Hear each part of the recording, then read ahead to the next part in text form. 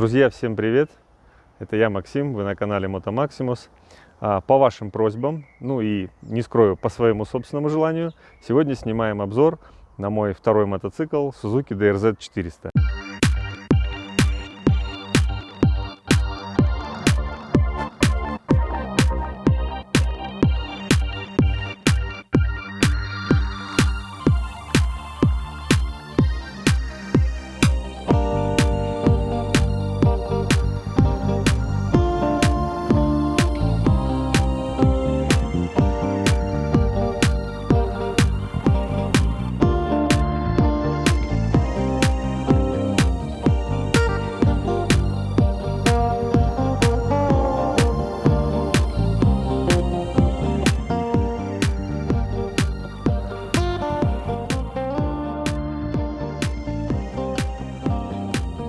Сегодня будет не просто обзор.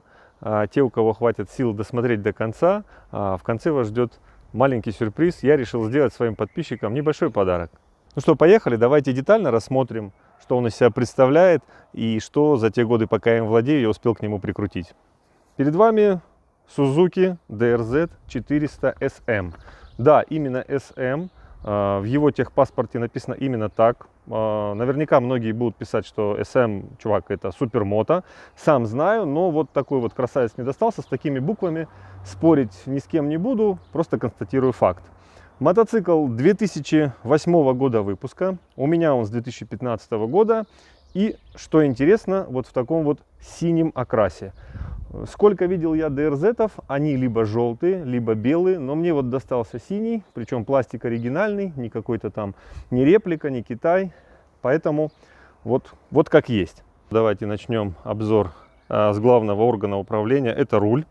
Родной руль я заменил, после первых же двух падений он у меня согнулся, лопнул, ну он же железная трубка обыкновенная, поэтому покатушек моих он не выдерживал. И заменил я руль, купил через интернет. Фирма Rental, модель Fatbar. Очень доволен рулем. Неоднократные падения он выдерживал, причем порой даже очень жесткие. Ну, как видите, с ним все в порядке, ничего с ним не случилось. Сразу же показываю, так как рост у меня довольно-таки немаленький, поставил я себе проставки руля 3-сантиметровые. Никакие шланги, никакие тросики не нужно удлинять. Все становится замечательно. Езжу в стойке, мне намного удобнее с этими проставками кататься. Соответственно, меняя проставки, я был вынужден перенести замок зажигания сюда повыше. В принципе, он ничему не мешает. Я доволен. Также я установил на руль вот такую защиту. Это что-то китайское. Купил в магазине совсем за реальные деньги. Но, как видите, работает и, в принципе, руки мои целы. По поводу курков. Я показывал в обзоре на Yamaha Super Tenere. У меня стоят фирменные курки. Специально такие модные под 2 пальца. Мне, в принципе, удобно работать 2 пальцами. Здесь мотоцикл мне достался сразу со сломанным курком переднего тормоза. Вот в этом месте он был обломан. Я его зачистил, закруглил, чтобы он не цеплялся.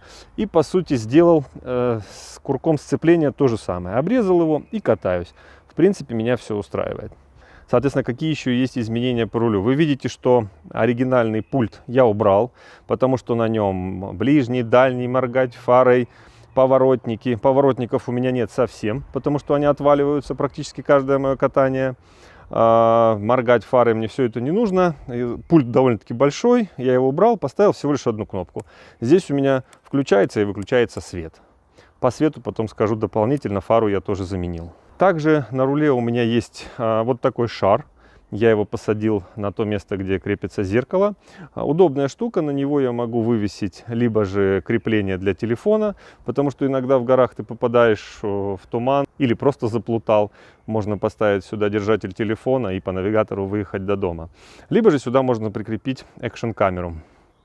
Здесь я сделал небольшое крепление, алюминиевая пластина. И здесь у меня находится USB.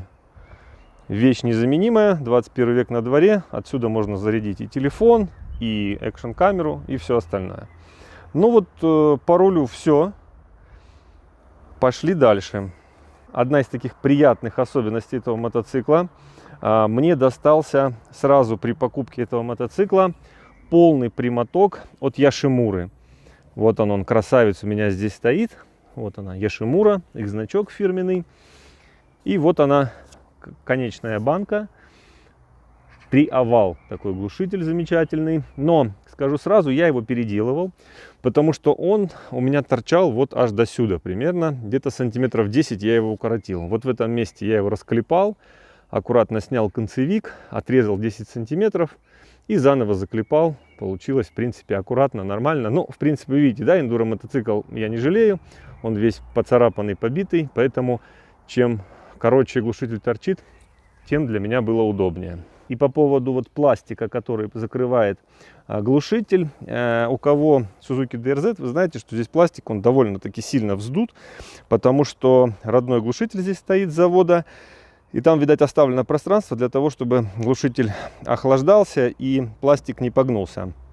В моем случае стоит Яшимура, она практически не греется снаружи, а пластик был с небольшой вот здесь трещиной.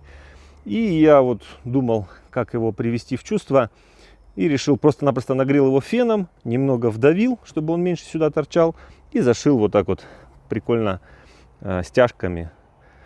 Мне нравится. Также, раз уж мы коснулись выхлопа и двигателя, показываю сразу, что одну из первых вещей, которые я сюда прикрутил, это была вот эта защита. У кого есть DRZ, вы знаете, что заводская защита вот такая узенькая, она закрывает только середину рамы и двигателя. И одна из первых поездок по ущелью, я передним колесом проваливаюсь между двух камней, и острый край камня бьет мне вот сюда, сбивает мне, тут крепление болта было в стенке картера, и у меня начинает хлестать масло. Но благо ситуации вышли. Забил я туда, дырочка получилась довольно-таки округлой формы. Я забил туда деревянный чопик, и масло, в принципе, течь почти перестало. И до дома я добрался, потом аргоном все заварил, но установил вот такую классную 3-миллиметровую алюминиевую защиту, которая уже не раз меня спасала. Заказывал я защиту у товарища Шмидта из Москвы, и он мне также присоветовал вот такие еще крышки. Это дюроалюминий, тоже 3-миллиметровый, клеится на жидкие гвозди с той стороны, и с этой стороны вот такая крышечка удобная. Ну вот, собственно, как и обещал, показываю оптику. Родную фару я заменил. Здесь стояла обычная стеклянная оптика, и внутри стояла лампочка H4, рассчитанная на ближний и дальний свет.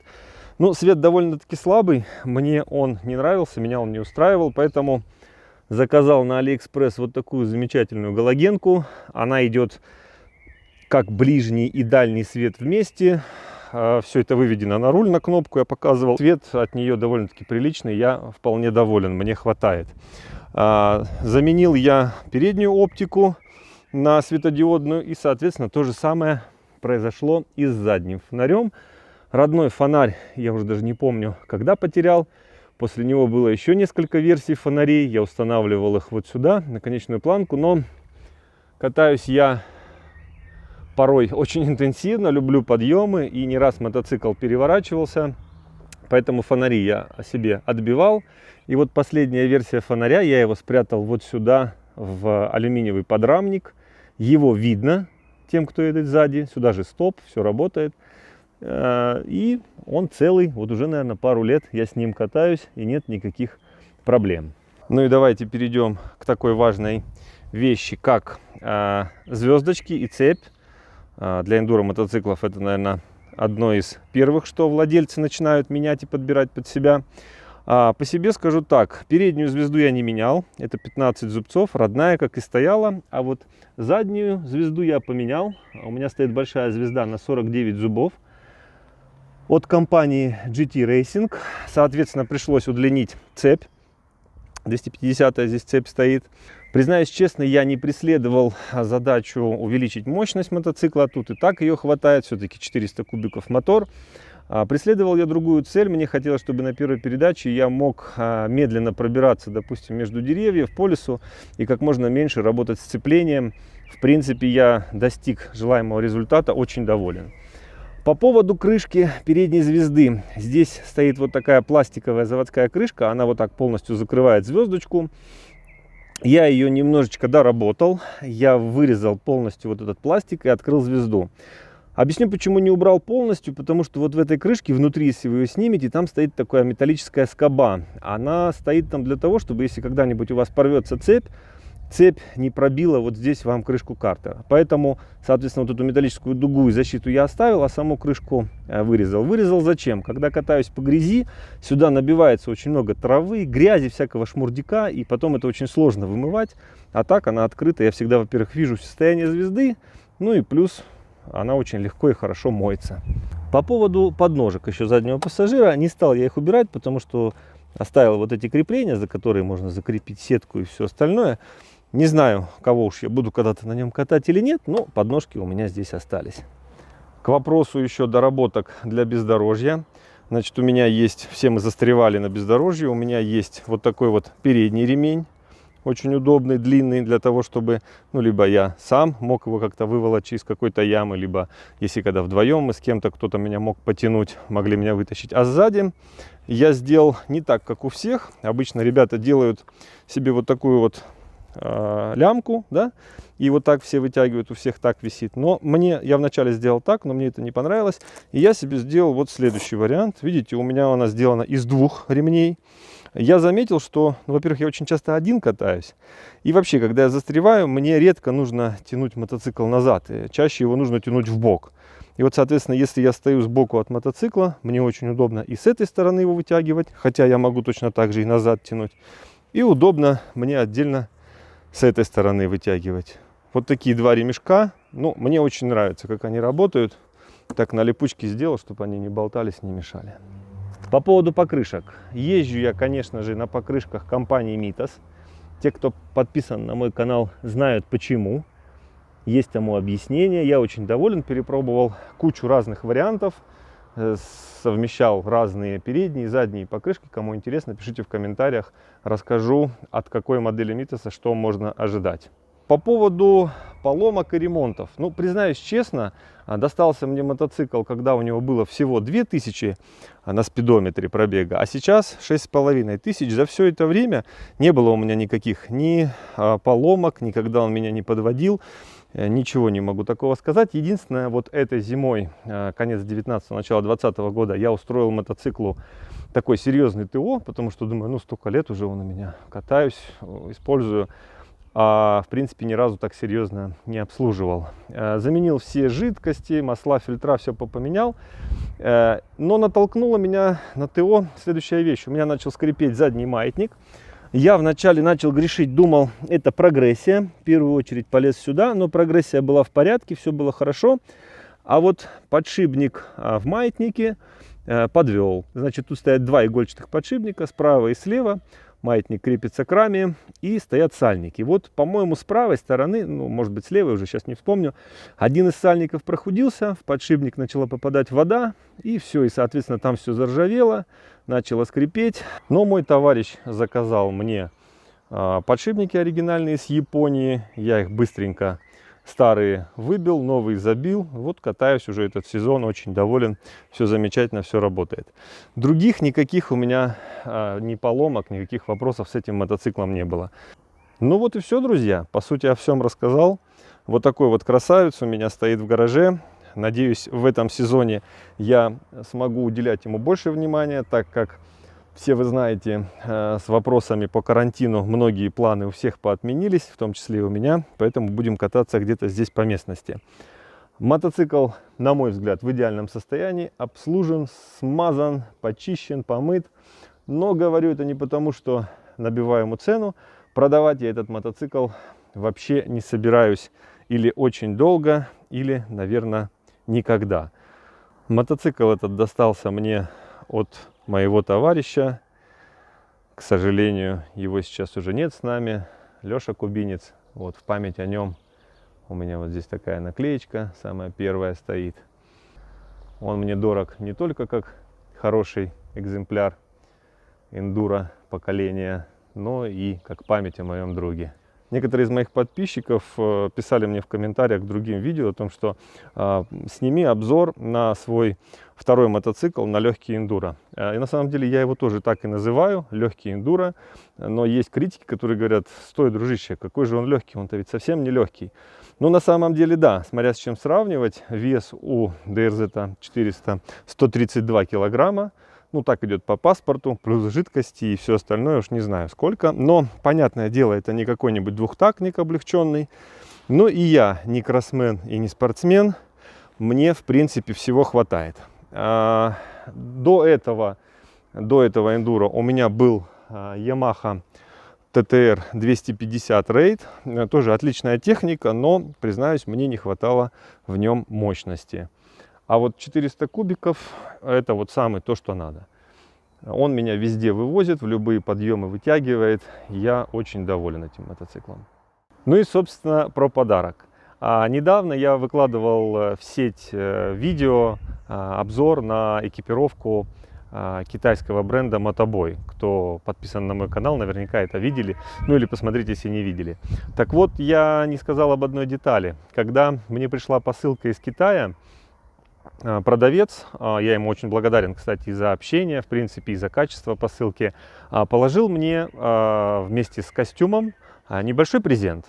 А именно вот такие перчатки для кроссового мотоцикла. Не могу сказать, что это какие-то крутые перчатки наподобие Dainese или Alpinstar, но все же качество довольно-таки неплохое.